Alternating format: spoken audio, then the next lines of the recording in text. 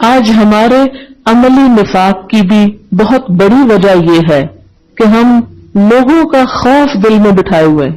کبھی سوچا کریں کہ لوگ ہمیں رزق دیتے ہیں, لوگوں نے ہمیں زندگی دی, لوگ ہمیں پیدا کرتے ہیں, لوگ ہمیں موت دیں گے, لوگ ہمارے رزق چھین لیں گے, لوگ ہمیں کیا کر لیں گے. لوگ ہمارے نفع نقصان کے مالک نہیں ہیں جن سے ہم ڈر رہے ہیں. مسلمان کا عقیدہ کیا ہونا چاہیے؟ نفع اور نقصان کس کے ہاتھ میں؟ اللہم مالک الملک تؤتی الملک من تشاء وتنزع الملک ممن تشاء وتعز من تشاء وتذل من تشاء بیدک الخیر انک علی کل شیء قدیر. عزت, ذلت, زندگی, موت, رزق, اچھائی, برائی, صحت, بیماری سب اللہ کے ہاتھ میں ہے. لوگوں سے کیا ڈرنا؟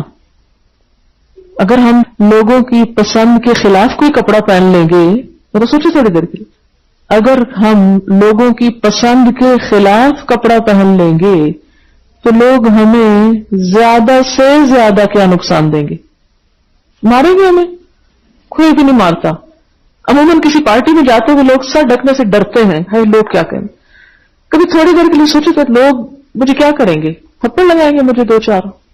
آج کے زمانے میں تو وہ بھی نہیں رہا, بہت آزادی کا زمانہ ہے اب تو, ہر شخص کو آزادی. میں ہمیشہ یہ کہتی ہوں کہ اگر دوسرے لوگوں کو اپنی مرضی کے کپڑے پہننے کی اجازت تو مجھے اپنی مرضی کرنے کی کیوں اجازت نہیں؟ یعنی اگر باقی لوگوں کو اپنی مرضی کی اجازت ہے تو میری مرضی ان کی مرضی کے تابع کیوں, میری اپنی مرضی کیوں نہیں؟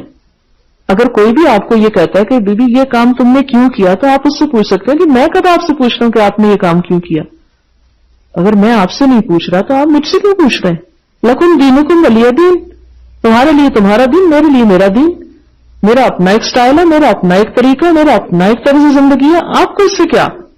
اسی طرح باقی اور تمام چیزیں. مثلا لوگ ڈرتے ہیں کہ ہم کسی مجلس میں نماز پڑھ لیں گے تو لوگ کہیں گے بڑا نمازی ہو گیا, اور لوگ باتیں بنائیں گے, حالانکہ لوگوں کو بعض اوقات یہ بھی نہیں پتا ہوتا کہ کون کر کیا رہا ہے.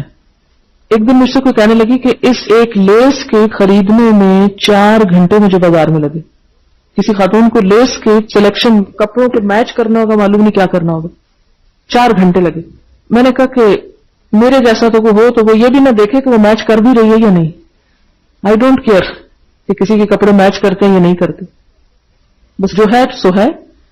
اپنے اوپر کانفیڈنس ہونا چاہیے.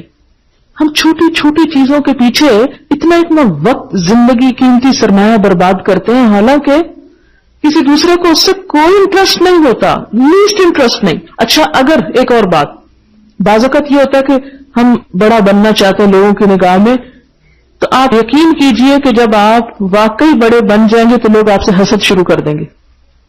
خوش ہو پھر بھی نہیں ہوں گے, نہ اس طرح خوش ہے نہ اس طرح خوش. تو پھر لوگ کہاں خوش رکھنے کے قابل ہیں؟ خوش رکھنے کے قابل تو صرف اللہ کی ذات. اس لیے اگر انسان اس خوف سے نکل آئے کہ مجھے اس کو خوش کرنا, مجھے اسے مطمئن کرنا, اس کا خیال رکھنا, اس کا, ٹھیک ہے آپ اذیت نہیں دیں گے, کسی کو تکلیف نہیں پہنچائیں گے, آپ اپنی طرف سے سب کی عزت کریں گے, احترام کریں گے, جو آپ کے بس میں اس کا خیال رکھیں گے, لیکن اس سے ڈریں گے نہیں.